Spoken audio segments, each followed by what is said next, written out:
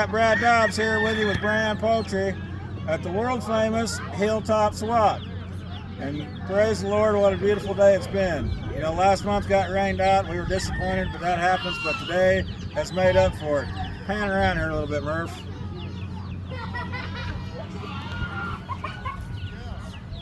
There's a heck of a turnout this morning, and we've all had a great time, and a lot of stuff's been getting sold this morning. So, real quick, we'll do a little rat killing. First of all, shameless plug. Contact myself, Brad Dobbs, Brand Poultry, for all your farm-to-table chicken and quail needs. I can set you right up with them corners cross chickens, and then Brian can turn into quails. I process them so you don't have to. And also, if you've got a bunch of pesky roosters running around, get a hold of me. I'm a guy buying right up. I have a market for them, and they're worth a little money, so give me a holler. So we're going to do a quick Swamp Top episode here with a buddy of mine by the name of Sean Pryor. Hello, Sean. Nice. How are you doing this morning? Doing good. Sean's a local legend here. So he's a bird man of all kind of sorts here. He's in the production chicken business. He raises some pigeons we're going to take a look at here in a minute. And he's also a local poultry judge. So first of all, here, Sean, you're from Carthage here, right? I live down at Circoxie now. But, Circoxie, okay. Grew up in southeast Kansas, but spent the last 30-some years here in Missouri. Okay. Up around Jasper, Circoxie area, Carthage. So, how long you been in the poultry business? Oh, I've had poultry since I was a kid. Yeah. Started out with show bantams, played all the county fairs and some poultry shows, and then got my grandson in them. Yeah. That's what I've got here today with some birds that he had extra. So, yeah. And then been in the commercial side of things for the last 30 years. Is that right? Yeah. Wow. So you've got some pigeons here. Let's take a look at them real quick here. All right, bring them back up here. So tell me, Sean, what kind of pigeons are these? These here, my grandson is raising, they're English magpies. It's just one of many breeds of different pigeons that are out there, kind of like chickens. Yeah. There's a lot of different breeds. These should migrate or come back. They've been in the United States for a long time. My dad raised them when he was a kid. Was that right? When I first got some for my grandson, I thought they were kind of ugly. But they grow on you. I guess it's kind of like me and my wife. I think I finally grew on her. So they're English magpies. What's the primary purpose of having these? Are they like a homing pigeon or what? No, these are just the showbirds. Showbirds. Yep. Okay. So the homing pigeon, it's a completely different breed. Okay. There's a good topic if you're ever down in Oklahoma City and you're looking for something interesting to do. There's a pigeon museum down there. Really? Go down into that. It covers a lot of the showbirds, but it also goes back into the history of the racing homer. Really? You can go back into World War II, and the Army used them.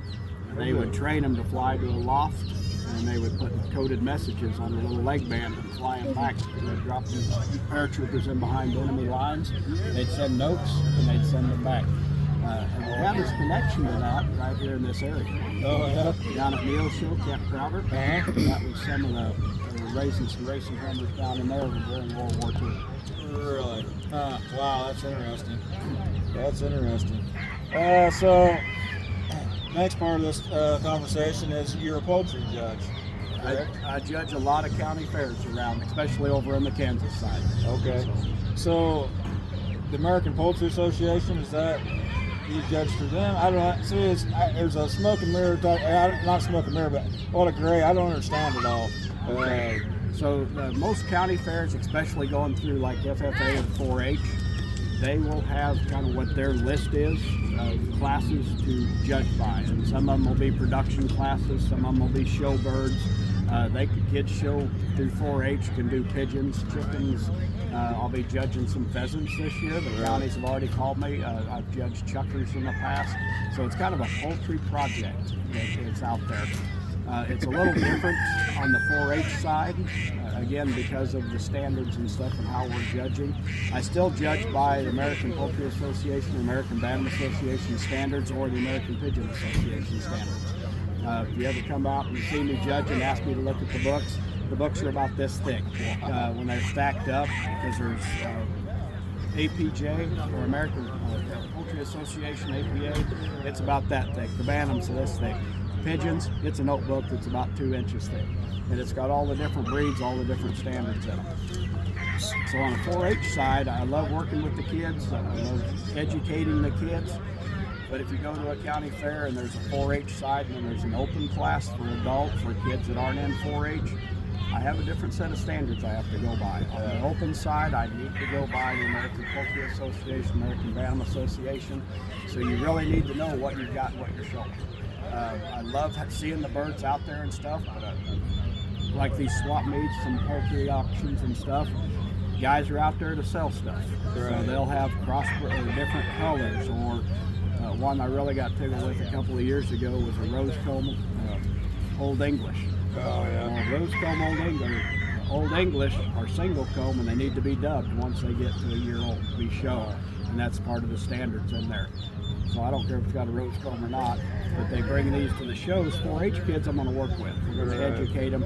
You get over on that open side or an American Poultry Association show, You better have your stuff together. you better have your stuff together. So let's say I show up to one with a let's say a barred rock hen. Mm-hmm. What are we looking for in regards to a good looking show quality barred rock hen? It's going to determine her age. Is it a pullet or a hen? So if it's a pullet, I want to see her well feathered, the comb meeting the standards. For each comb style, there's a standard to that. Rose comb, single comb. You can get online and kind of look that stuff up and know what you've got there. No major defects or disqualifications in them. And then overall body size, shape, does she meet the standard for that bird breed? And then is she well fed? Now in the late summer here, August, what's going to happen to these birds? They're going to start molding. It's hot and stuff.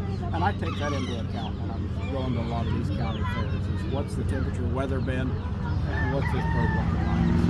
And if it's a hen, is she laying? Because that's her goal, is to lay an egg. So we're going to be looking at her and feeling around on her to make sure she's in production where she should be.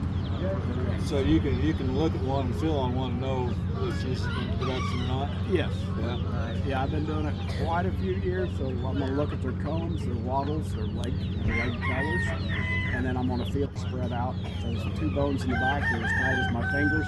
She's not laying an egg. You want that to relax and spread out, and it would be that I should be able to get 2 fingers between them, and then I can tell that, yeah, she's out there. She might not lay there because she's been moved, might be on different feed, but I can tell what she's been doing before you brought her in. Wow, that's interesting. Yeah, that's good stuff. And we appreciate you supporting these local fairs. Like I said, I see you around at Jasper County and all over the place, so we sure need more people participating and stuff like that. Yeah, you know? it's an easy hobby for kids. Yeah. You don't take a lot of room. If you live in town, some towns have regulations or ordinances you can't have roosters, but most of them will allow hens. Well, a handful of hens at least. Yeah. So they're not real, don't take up a lot of space, not real noisy. Right.